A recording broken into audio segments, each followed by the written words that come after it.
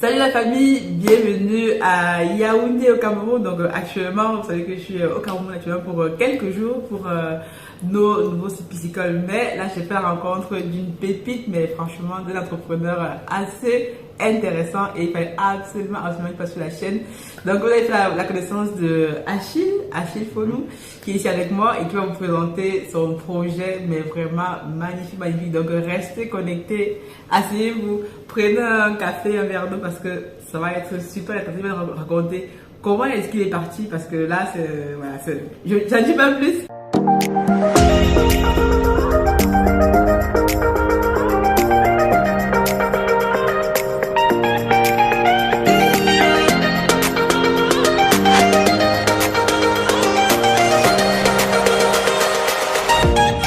Donc Achille, est-ce que je peux te présenter pour ceux qui ne te connaissent pas? Moi je t'ai connu quoi, on s'est connu hier. Avant-hier, vous voyez, ça c'est la force du networking quoi. Évidemment. On s'est connu à l'aéroport, il m'a approché et il m'a présenté son projet. Franchement, vous allez voir, c'est magnifique. Donc, je te laisse te présenter donc Achille. Bien, merci beaucoup pour l'invitation Aniel. Et bonjour la famille, je suis Achille Fonou Damlavin, jeune Camerounais comme vous tous dans la diaspora. Et aujourd'hui, je suis devant vous avec un produit qui permet non seulement de rendre la vie facile, mais également de pouvoir préserver votre santé. En fait, c'est quoi? Je suis le coproducteur des épices d'assaisonnement, épices de chef. Qui c'est quoi épices de chef? Épices de chef, c'est l'assaisonnement. Commence pas, donc on va poser des questions au fur et à mesure. Donc Achille parlait là d'épices de chef, le coproducteur, mais déjà avant de revenir dans son parcours, déjà on va vous montrer le produit qu'il a. Et le produit en fait c'est ça, donc il va nous expliquer. Donc tous ceux qui adorent le cube magie là, ça c'est un remplaçant. Donc avant de présenter ça déjà, Achille, dis-nous un peu comment tu as commencé l'aventure et tout. Comment est-ce que tu t'es lancé dans le business et comment t'es venue l'idée de faire quelque chose comme ça? Parce qu'il faut savoir que les Africains, comme tout le monde, adorent le cube. Ouais, on a grandi avec le cube, et donc ça c'est une solution quand on sait les ravages du cube pour détruire ça. Mais avant ça, dis-nous un peu comment, un peu ton parcours, tout ça. Qu'est-ce que tu fais actuellement dans la vie et comment tu as pu lancer ce produit en fait? Oui, à la base, je suis comptable de formation et en 2012, j'ai migré aux États-Unis et une fois arrivé là-bas, je constate, j'aime la cuisine bien évidemment. Voilà. Donc, je me rends compte que pour cuisiner, il y avait plusieurs épices qu'on rassemblait et à chaque fois que j'essayais de cuisiner, je me rendais compte que le goût recherché ne me revenait pas. Donc j'ai donc commencé à faire venir les épices du Cameroun et j'ai commencé à les utiliser. Donc en 2013, je me rends compte que les mêmes épices que je fais venir du Cameroun, en Amérique, ils ont les mêmes épices, mais je ne sais pas pourquoi, mais la valeur était un peu plus diminuée quoi. Et pendant ces petits périples autour des différentes marques qui étaient là-bas, je me rends compte qu'ils ont réussi à faire des assaisonnements mixés où avec une seule boîte, ils pouvaient assaisonner leur viande, leur poulet, leur poisson. Et bon, je me suis essayé. Malheureusement, le résultat n'est pas ce que j'attendais parce qu'il y avait assez de sel. Et quand j'ai posé la question, ils m'ont fait savoir que c'est comme ça qu'ils consommaient. Donc c'est là que j'ai commencé. Donc on va se regarder juste comme ça. C'est plus facile. Là c'est vraiment en live, on va vous faire partie, c'est en live et tout. Donc ok, donc toi tu es aux États-Unis, donc en 2012 j'ai compris, tu es comptable de formation, tu travailles et tout. Et comment te vient donc l'idée, tu dis, tu as vu, est-ce que tu n'as pas hésité à un moment donné parce qu'il y a la concurrence quand même? Non, j'ai pas hésité. Pourquoi je n'hésite pas? Je n'hésite pas pourquoi? Parce que je me suis dit, si eux ils ont fait ça, pourquoi pas nous? Tu vois? Et l'erreur qu'il ne fallait pas commettre à ce moment donné, parce que quand j'ai essayé d'observer, je me suis dit, ok, si je fais juste copier et coller là, tu vois, est-ce que je serais vraiment pertinent? Est-ce que je serais vraiment celui qui va attirer l'attention? Je me suis donc dit, ok, ce que je vais faire, c'est que je vais faire du copier et du contextualiser. Wow, tropicaliser en fait. C'est ce que j'ai fait. Et nous sommes là aujourd'hui. Waouh! Donc en fait, aujourd'hui, ça fait depuis 2013 que 2013 que j'ai commencé dessus. 2015, j'en ai parlé à mon cofondateur et on a commencé à bosser dessus. 2019, nous avons mis le produit sur le marché. Premier packaging qui n'était pas vraiment un succès. Deuxième packaging pas un succès. Troisième packaging pas un succès. Et nous sommes au quatrième en 2019. Le quatrième packaging c'est 2020. Et puis là, on continue le chemin. Waouh! Mais du coup, tu es où en fait? Tu es au Cameroun. En fait, c'est pour le marché. Comme tu es aux États-Unis et toi tu as ton entreprise au Cameroun, c'est ça? Oui, bien évidemment. D'accord, ok. Et le marché camerounais, comment ils ont reçu ça? Pour un départ, le marché camerounais se sont dit voilà, c'est des produits importés. Mais je vais dire non, c'est pas importé, puisque le peu de personnes qui ont vu le produit, parce que j'en parlais déjà sur mes réseaux sociaux, ils se sont dit oh voilà, en fait, comme il vit là-bas, il achète, il envoie au pays pour que ça soit revendu. Je lui ai dit non, tout est fait localement. Et pourquoi les gars pensent que nous on peut pas aussi fabriquer un truc comme ça? Parce que quand on voit ça, on se dit que ça vient forcément de l'extérieur. Je les comprends pas. Pourquoi? Parce que nous n'avons pas eu, nous ne sommes pas les premiers. Il faut dire que quand j'arrive en 2015 pour parler avec mon cofondateur et que nous décidons de nous lancer, il me fait savoir que c'est mort là, c'est mort. It's dead on arrival, comme les Américains disent. C'est mort. C'est mort. Le produit est mort. Dead on arrival. Je dis, oh, ah bon? Il me dit oui. Je lui dis, mais non. Est-ce que tu as essayé différemment? Bon, on a dit, ok, ce qu'on va faire, c'est quoi? On va miser sur le packaging. On va miser sur la qualité. Parce que, bien évidemment, sur le marché, nous nous sommes rendus compte que la majorité des produits qui étaient faits étaient dilués. Soit avec la farine de riz, soit avec la farine de maïs et la farine de couscous. Donc, quand on se rend compte que c'est ça, je lui ai dit, mais voilà l'opportunité, en fait, c'est ça que nous devons exploiter. C'est ça l'opportunité. C'est l'opportunité qu'il fallait exploiter. Mettre la qualité et faire le packaging. Et je lui ai dit, voilà le pari qu'on prend et nous sommes là aujourd'hui. Waouh! En fait, tu m'as venu c'est un vrai problème parce que quand on sait qu'aujourd'hui, ben voilà, moi je suis là actuellement au pays, la plus on rentre les épices, c'est secret, les machins, les trucs. Et quand j'ai cuisine même moi en France là-bas, donc j'ai plusieurs petites boîtes comme ça, j'ai dit à la maison, j'ai plusieurs petites boîtes dans mon truc. Donc je mets un petit secret, un petit curry, voilà, poivre blanc, un machin. Non. Mais si j'ai un truc comme ça qui est mélangé, là vous avez la fiche. Tu as poisson, les gars, regardez, ça c'est excellent, fiche. Et là, on a meat. Pour la viande. Pour la viande et pour le poulet. Nous, quand on le poulet, l'africain, le poulet, on adore trop. Il faut avoir le poulet presque tous les jours. Voilà. Donc, si j'ai un truc comme ça, tout en un, quoi, mélangé. Donc, il y a il n'y a pas d'autre. Sans sel. Sans sel. Sans additifs, sans produits chimiques, sans colorants, sans conservateurs. Wow. C'est naturel. Maintenant, beaucoup vont dire, mais comment ça peut être naturel? Non, en fait, c'est quoi? C'est que nos essences locales ont cette manière de se préserver de façon naturelle. C'est tout ce que nous avons exploité, c'est juste ce créneau, ce que nous avons exploité à travers ce savant dosage. Wow. Parce que là, les gars, il y a des packaging comme ça. Je vous montre. Packaging comme ça, mais là, c'est vraiment le standing. Voilà, tu achètes ça aux États-Unis, en Occident, ça souffre d'aucune contestation, quoi. C'est joli, en plus. Et après, ce qui est excellent, c'est qu'il y a des choses comme ça. Ça c'est pour le local parce que au départ quand je faisais le produit je pensais à la diaspora, mais après je me suis dit mais pourquoi vendre à la diaspora quand je ne peux déjà même pas vendre aux locaux, parce qu'il faut que les locaux attestent bien ce qu'il en est avant que la diaspora va s'intéresser. Les gens devront penser à ces petits sachets de 10 grammes qui permet avec 1 ou 2 sachets maximum. C'est une cuisine avec soit de la viande, soit du poulet, soit du poisson de demi à 1 kg. C'est quoi? C'est en même temps, ça assaisonne et ça relève le goût. Donc, une fois que tu as ajouté ce produit, tu ne peux qu'ajouter poivre blanc, rondelle. Si tu le fais, ça veut dire que tu cherches un goût prononcé d'une certaine épice dans ton repas. Mais en dehors de ça, tu n'as plus besoin de rien d'autre. C'est tout ce que tu fais et c'est bon. On a aussi la partie pimentée, j'ai vu ça. Bien évidemment. On a pensé aux grillades. Voilà. Nous avons mangé grillades. La grillade. Les barbecues. Les barbecues, les gars, ça c'est une opportunité de business. Donc moi, je suis à quelqu'un de business avec là. Donc après, il va nous appeler parce qu'il y a un réel business avec ça pour chacun d'entre nous. Bien évidemment, pour chacun dans la diaspora. Pourquoi? Parce que nous vivons tous à côté des stores africains. Et la majorité des stores africains ne nous vendent pas la qualité que nous voulons. À partir d'aujourd'hui, nous devons leur exiger la qualité. Nous devons leur dire, nous voulons une certaine qualité. Et c'est ce que nous produisons. Waouh, mais là, c'est pour moi une idée géniale. Bon, donc aujourd'hui, tu vas où en fait? Donc tu vas au Cameroun, tu distribues dans notre pays en fait? Mais aujourd'hui, le produit est vendu effectivement au Cameroun, particulièrement Douala et Yaoundé. Nous sommes en train de mettre les tentacules dans les autres petits pays, les régions du pays. Et à l'heure actuelle, nous sommes en train de faire des tests sur 9 autres pays qui ont bien accueilli le produit déjà. Excellent. Et qui là maintenant utilisent les moyens de transport pour pouvoir acheminer en quantité et d'être capable d'assurer la production. Parce que la production. Notre problème que nous avons généralement, c'est quoi? C'est que nous sommes forts pour venir commencer des choses, mais après on pourra suivre le pas. C'est parce que je me dis que ça doit être un challenge parce que tu produis combien de trucs comme ça par jour, on peut noter? Par jour, nous sommes aujourd'hui, à l'heure où nous parlons, nous sommes déjà pratiquement 10 000 unités par jour. 10 000 unités par jour. 10 000 unités, mais qui est très faible. Parce que le potentiel est assez énorme. Et 10 000 unités, c'est juste Douala, Yaoundé, et quelques petites villes à côté.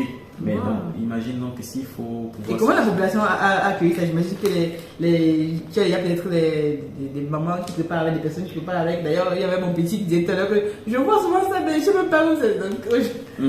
Et comment ils ont accueilli ça? Oui, non, le produit était très bien accueilli. Pour un départ, ce que je vais dire, le produit n'était pas parfait hein, au départ, non. Oui, il n'était pas parfait. Pour le départ, en 2019, au lancement, nous avons produit 400 boîtes comme ceci, que nous avons distribué gratuitement.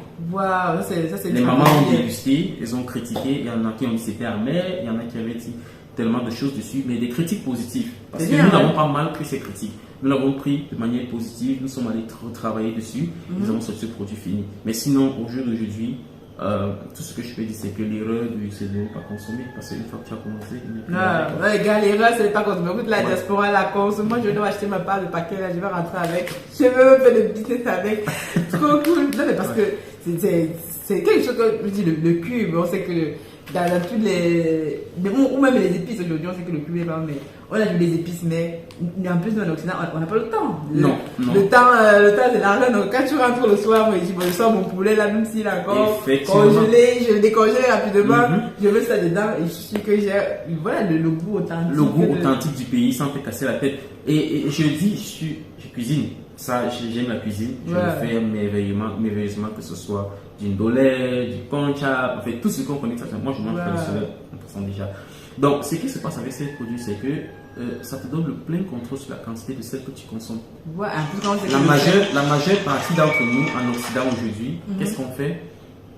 Problème de santé tels que la tension artérielle élevée, tout le reste. Qui est dû quoi? Simplement dû à la cause des excès que nous avons. En partie beaucoup plus de sel. Aujourd'hui, c'est un problème qui est résolu parce que vous avez le plein contrôle sur la quantité de sel que vous consommez. Les produits concurrents, l'ingrédient numéro 1, c'est quoi? C'est le sel. L'ingrédient numéro 2, c'est une autre forme de sel. Et les conservateurs, d'ailleurs, il n'y a pas de conservateur dedans. Non, il n'y a pas de conservateur, il n'y a rien à l'intérieur qui est autre que nos épices locales. Donc, quand vous allez travailler à parcourir le label, les étiquettes, vous allez voir exactement ce que nous mettons en place du produit. Vous voyez exactement de quoi il est question. Donc, il n'y a rien à l'intérieur qui est étranger à vous. Et sinon, en dehors de ça, c'est un produit typiquement africain qui vient résoudre un problème africain. Waouh, excellent. Non, mais là, franchement, les gars, c'est trop cool. Et en plus, tout à l'heure, on parlait de quoi? On parlait de recettes. Parce que tu as même une notice, en fait. Tu as une notice parce que beaucoup de personnes pensent que oui, on cuisine comme ça. Mais non. Tu as une notice d'utilisation du produit. Il faut avoir la notice d'utilisation. Pourquoi la notice d'utilisation? Au départ, nous nous sommes rendus compte que beaucoup de dames prenaient le produit, revenaient avec des avis négatifs. D'accord. Et moi, bien évidemment, nous sommes deux garçons. N'étant pas des fins cuisiniers, je sais que je prépare, mais je ne suis pas cette femme qui sait matérialiser sa cuisine et sait vraiment faire des dosages. Moi, je savais que je sais faire des choses, mais je ne savais pas expliquer. Donc, on s'est donc rapproché d'Ina qui fait très bien la cuisine, que vous pouvez retrouver sur Facebook à travers Facebook /la cuisine de son, qui fait des recettes complètement merveilleuses, quoi. Donc, c'est elle qui a fait savoir qu'en fait, elle-même à ses premiers jours, à son départ, elle utilisait mal le produit et elle a failli revenir et nous dire le produit est mauvais. Mais elle s'est rendue compte qu'en fait c'était un problème de dosage. Pourquoi? Parce que si vous voulez par exemple, si vous voulez mariner 1 kg de poulet à 1,5 kg de poulet, vous avez besoin d'un sachet d'épices poisse poulet et un demi-sachet d'épices cancan. À ça, vous faites moudre de l'ail, des oignons, vous mélangez et vous mettez du sel à votre guise et vous faites mariner, vous laissez reposer 2 à 3 heures avant de passer au four ou à la presse ou à la friture. D'accord. Bon, mais là, vous voyez beaucoup de personnes carrément versaient 1 à 2 sachets et pensaient que ça suffisait là quoi. Mais par contre, le goût est tellement prononcé à cause de la qualité des ingrédients premium que nous mettons à l'intérieur que pour le faire diminuer, il faut ajouter d'ail et d'oignon pour que ça puisse réduire légèrement le goût accentué. D'accord. Mais c'est intéressant parce que parfois on pense qu'on sait cuisiner, mais il faut toujours une notice d'utilisation. Oui, il faut la notice, bien évidemment la notice. Et en plus, tu as même des recettes. Tu as quelques recettes comme ça. Là, je vois, là c'est pour le soya.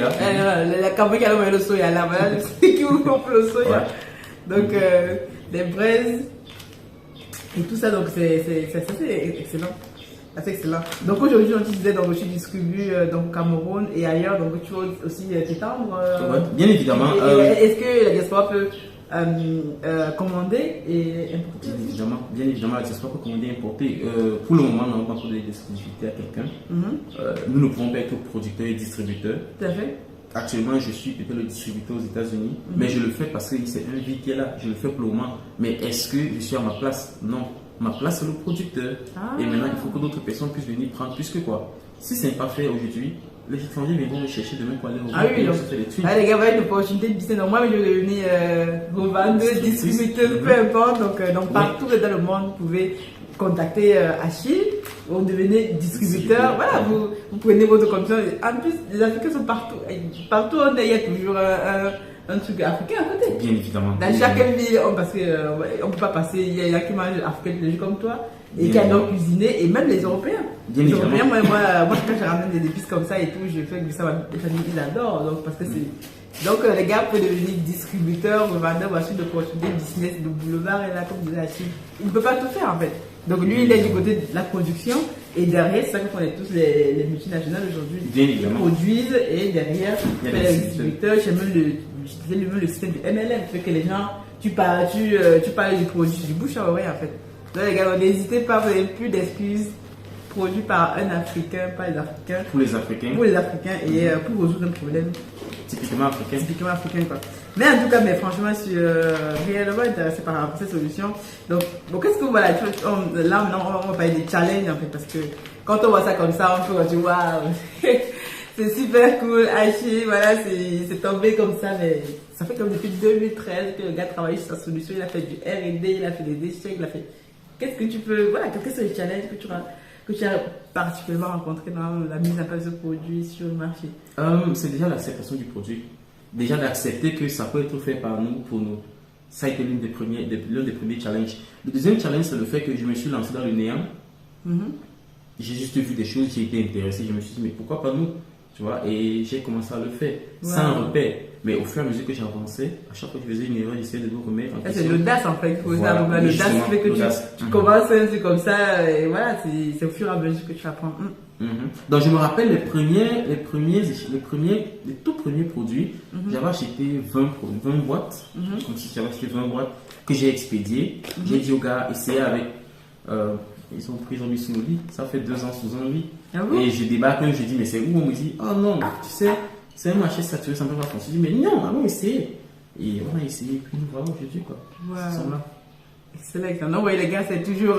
On passe à l'action. Donc, tu as une idée dans ta tête, l'idée, tu as réfléchi dessus. Et l'idée ne pourrait être matérielle. Parce que nous, les choses, quand on dit souvent, ouais, j'ai des idées, comment je fais? J'ai pas le financement. Comment tu vas faire? Non, justement, financement. Comment tu fais? C'est toute la vérité parce que là. Oui, non, je ne vais pas cacher. Ce n'est pas. Qui c'est qui t'a financé? C'est parce que les gars, c'est pas Blanche-Neige. C'est pas Blanche-Neige. Il avait beaucoup d'argent. Non. Je me rappelle, le premier achat que j'ai fait, en intention de ce produit, c'était un achat de $100. Et j'ai acheté des boîtes. J'avais acheté une machine en sachet que je pensais était la bonne, qui m'a trouvé être vraiment un truc qui ne me servait à rien en fait, quoi. Donc, j'ai commencé avec ces $100 et puis à côté, je suis venu au Cameroun. J'ai dit, ok, j'ai commencé bien évidemment pour le billet d'avion. Donc, je viens au Cameroun, on commence à faire des petits tests. On achète des épices, c'était pas beaucoup, quoi. 50 000, je me rappelle, les premières compositions qu'on avait fait, on avait dépensé au-delà de 400 000 francs. Et c'est ce que je te dis, quand on a mis 400 boîtes de ils ont dit c'était complètement à même, on a détruit tout. On a repris à zéro. Donc, pour le financement, j'ai commencé en 2013 à solo. J'ai commencé à bosser dessus. 2015, mon cofondateur est arrivé. Je lui ai dit voilà, il n'avait pas les moyens. Je lui ai dit ok, ce que tu vas faire, c'est que tu es sur le terrain, tu vas mettre la force sur le terrain. Moi, je vais me battre pour finir les financements. Donc, si ça a pris tout ce temps, c'est parce que je bossais, j'ai investi ça à l'intérieur. Je bossais, j'ai investi ça à l'intérieur. Sans compter le fait que pendant le parcours, j'ai acheté des fausses machines, des machines qui étaient censées m'aider à propulser la production, qui n'ont jamais été le cas. Des échecs comme ceux-là, bon, j'ai essuyé et puis je suis. Mais est-ce que tu t'es formé? Je me suis auto-formé. En quoi faisant? Juste en allant regarder ce que les autres faisaient de mieux au super aux États-Unis. Et puis aussi, je pense que je peux peut-être un peu dans un cas de formation, puisque avoir travaillé pour des petites enseignes qui vendaient des produits pareils, le fait que j'étais dans la boutique avant à travailler, j'avais accès à certains représentants qui venaient, que je pouvais poser des questions. On peut appeler ça formation, je posais des questions. Mais quand j'ai formé, tu as pris une formation dédiée parce qu'on pense souvent quand tu es là dans le business, bon, il faut prendre d'abord la formation, il faut faire ça. Mais il y a parfois tu te lances comme tu dis, autodidacte, tu apprends tout seul, tu apprends from scratch. Non, c'était vraiment from scratch. Parce que l'autre chose que je vais te dire, c'est quoi? C'est que de 2013 à 2015, pourquoi je ne fais rien? C'est parce que je suis en train de créer un business plan. Et quand je vois les sommes énormes. D'ailleurs, voilà, parlons du business plan. Est-ce qu'il faut créer un business plan comme c'est dans le business? Non. Je fais partie qui dit, je suis catégorique. Je suis catégorique dessus et c'est un non tout fait. Pourquoi? Parce que je me rappelle quand j'ai commencé à écrire ce business plan, c'était des millions et des millions qu'il fallait mettre dessus.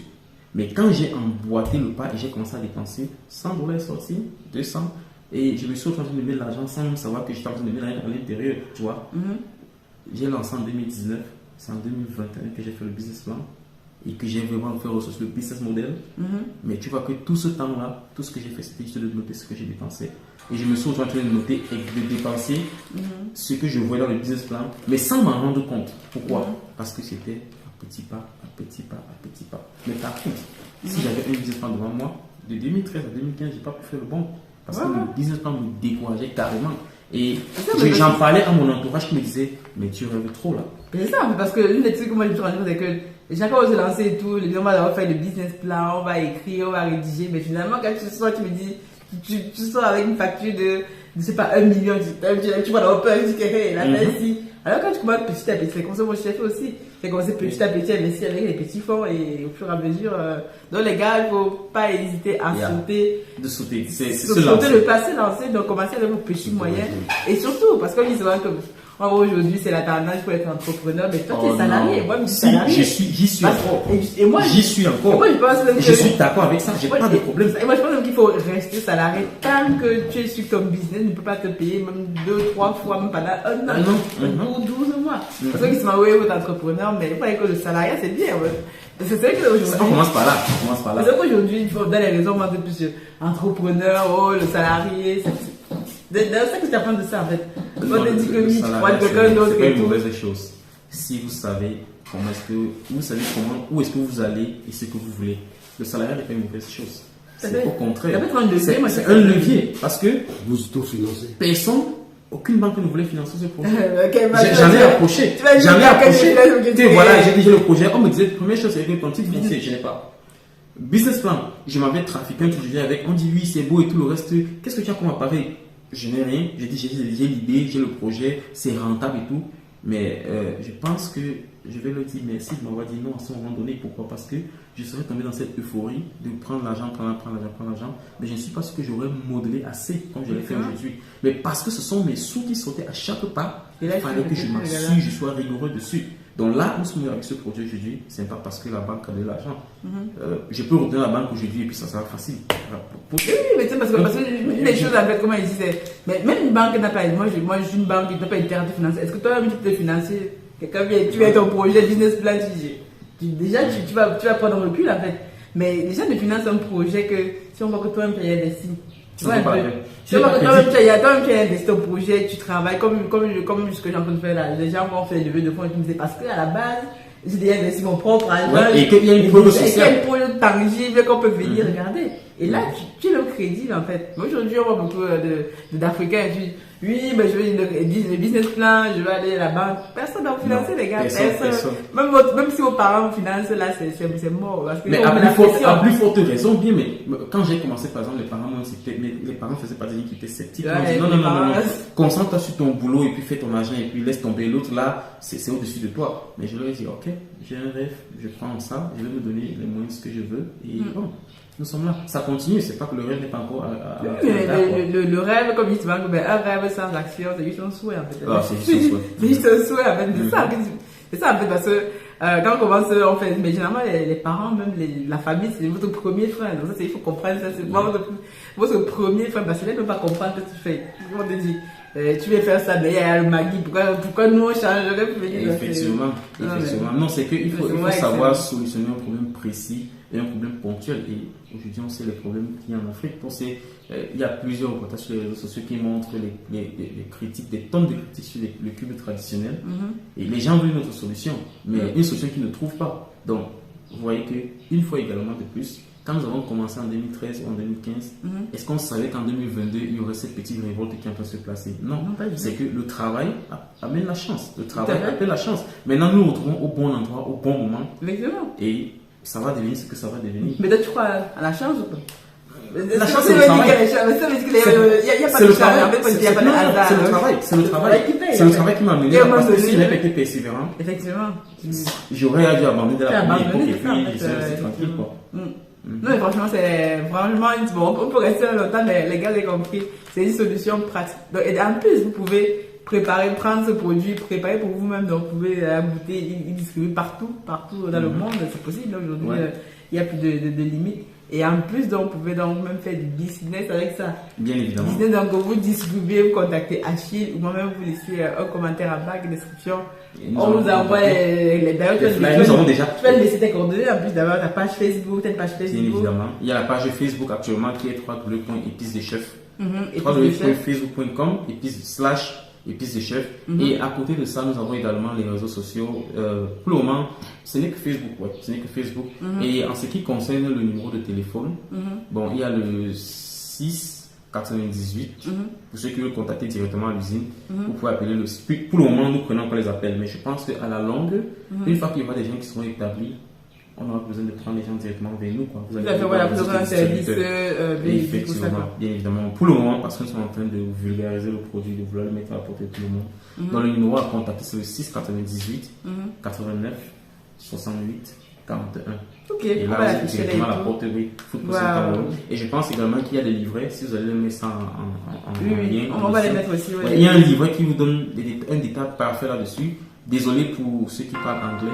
Pour le moment, le livret n'est qu'en français, mais c'est garanti. La version anglaise est déjà pratiquement prête. C'est juste que nous faisons des dernières retouches, quoi.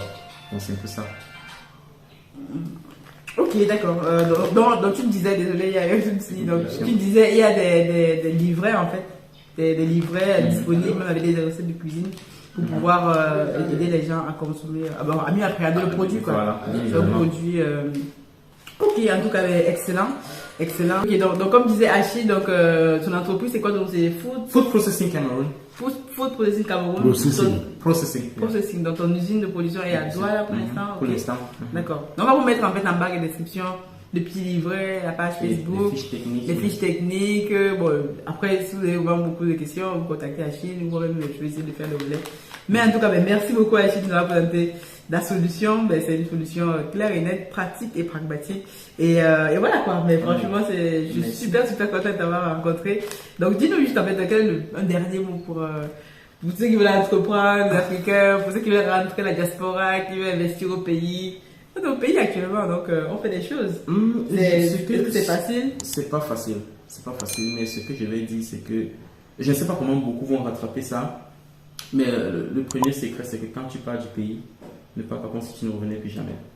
Parce que si j'avais fait, c'était le cas pour moi, je n'aurais pas eu ce relais qui me permet de faire ce que je fais. Est-ce que ce que je fais, c'est parce que je suis assis en Afrique? Non. C'est parce que j'ai un point relais dessus, de confiance, à qui je ne pense pas qu'on ait sessionné des prises de bec par rapport à l'argent ou quoi que ce soit. Oui, des petits problèmes soucis techniques parce que j'ai dit exécutons comme ça et puis il se dit non, tu ne maîtrises pas les réalités techniques, je pense plutôt que. Et puis bon. À la fin, on s'entend quoi. Donc, la première chose, c'est de ne pas partir de l'Afrique comme si on ne devait plus jamais revenir. Il faut toujours savoir que là où il faut savoir où est-ce qu'on va et d'où est-ce qu'on vient. C'est la première chose. Et la deuxième chose, il faut croire en soi. Il faut croire en soi, il faut croire en ce qu'on fait. Et si le besoin est bien étudié, je pense que ça va marcher. Ça va marcher. Et il ne faut pas s'attendre à ce que tout soit clair dès le départ. Non. Il faut. Oui, non. Le bon départ, ça n'existe pas. La bonne équipe. Jusqu'au jour d'aujourd'hui, j'ai encore des soucis, mais est-ce que je vais parler de ça comme un problème? Non. D'ailleurs, tu as une équipe? Tu as une équipe de combien? Si, nous avons une équipe de pratiquement 15 personnes actuellement. Excellent, wow. Qu'on manage. C'est vrai que ce n'est pas parfait. On va ajouter également des équipes, puisque s'il faut étendre dans toutes les villes, il faut qu'il y ait des personnes relais qui soient là. Donc, ça fait que il faut être capable de prendre le relais des choses et de pouvoir dire aux gens, voilà, c'est faisable, c'est possible. Mais surtout, de faire rêver, mais de ne pas faire croire aux gens que c'est facile. Tout à fait. Non, c'est pas facile, mais c'est faisable. Donc, juste sa prochaine série et puis tout ira pour le mieux. Cool, moi j'ai la phrase, c'est pas facile, mais c'est faisable. Donc, du coup, les gars, je vous remercie. Vous n'avez pas vu l'interview passer, c'était excellent. On aura l'occasion de te revoir sur la chaîne. Bien évidemment. Je pense que les gens auront beaucoup de questions à te poser et n'hésite pas à nous faire de telles nouvelles. Il y a pas de et bientôt, il va créer sa chaîne YouTube aussi. Donc, ouais, bien évidemment. Je donne ça à l'inscrit parce que ce qu'il fait, c'est vraiment. Et en plus, il vous apprend. Le gars, il cuisine lui-même, vous voyez. C'est excellent. Donc, merci beaucoup les gars et à très bientôt. À bientôt. Merci beaucoup Achille. Okay. On se dit God bless.